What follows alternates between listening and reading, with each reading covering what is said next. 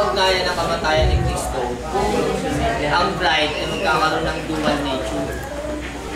Paulit-ulit ba natin ipapako si Kristo ulit kung gano'n ang kaisipan ng bride? Kasi kung Matthew 10, babatayan natin, focus ang bride eh. So kapag dual nature ka, Holy Spirit yung kabagsak nun. Kaya kung tayo ay lumalakad sa pagiging bride, sa fulfillment, so nawawalan bisa ng kamatayan ni Kristo kung magdudual nature tayo. Mawawalan ng bisa sa kamatayan ni Kristo. Anong kaugnayan ng kamatayan ni Kristo?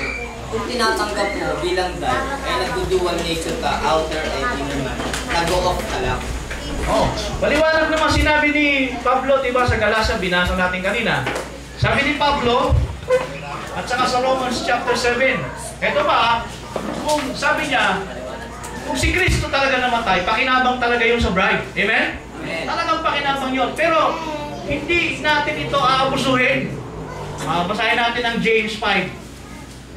James 4.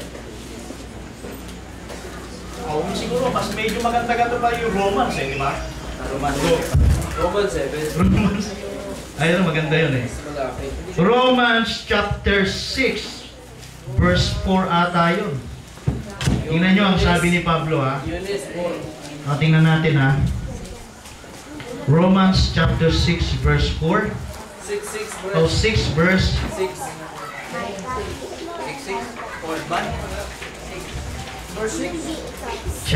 Romans chapter 6. Sabi niya yung pag-abuso sa biyaya.